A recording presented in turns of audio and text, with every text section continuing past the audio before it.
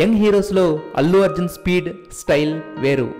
బన్నీ కేవలం మాటల్లో బట్టల్లోనే కాదు, అన్నింటిలో స్టైల్ని కోరుకుంటాడు. బన్నీ సిగ్నేచర్ కూడా ఏఏ అనే లెటర్స్తో స్టైలిష్గా ఉంటుంది. అందుకే బన్నీ అతని కొడుక్కి కూడా అల్లు అయాన్ అని పేరు పెట్టి ఏఏ అనే ఇనీషియల్స్ ఉండేటట్టు సెట్ చేశాడు. ఇక ఇప్పుడు పాప పుట్టడంతో డీజేకి కూడా 1 మంత్ బ్రేక్ ఇచ్చి వైఫ్తో, కూతురితో హ్యాపీగా ఎంజాయ్ చేసిన అల్లు అర్జున్ పాపకు పేరు పెట్టడానికి పెద్ద రీసెర్చే చేశాడు. చివరికి తన పేరులోని మొదటి 2 అక్షరాలు ఏఆర్ని, తన వైఫ్ స్నేహ పేరులోని చివరి 2 అక్షరాలైన హెచ్ఏని కలిపి అర్హా అని టైటిల్ ఫిక్స్ చేశాడు. దాంతో బన్నీ ముద్దుల ప్రిన్సెస్ పేరు అల్లు అర్హాగా మారింది. ఇనీషియల్స్ సెంటిమెంట్ ఏఏ కూడా సెట్ అయింది. అయితే ఆ పేరుకి చాలా డివోషనల్ మీనింగ్ కూడా ఉంది. అర్హా అంటే పరమశివుడు అని అర్థం. అదే ఇస్లాం ప్రకారం అయితే ప్రశాంతమైనది, నిర్మలమైనది అని మీనింగ్ వస్తుంది.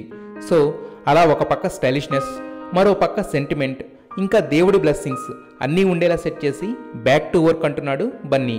అందుకే బన్నీకి సరైనోడు అనే టైటిల్ పర్ఫెక్ట్గా యాప్ట్ అయింది. ఖచ్చితంగా మీరు అందరూ గర్వించే విధంగాను, అరే ఇదిరా చిరంజీవి అంటే మళ్ళీ అనే విధంగా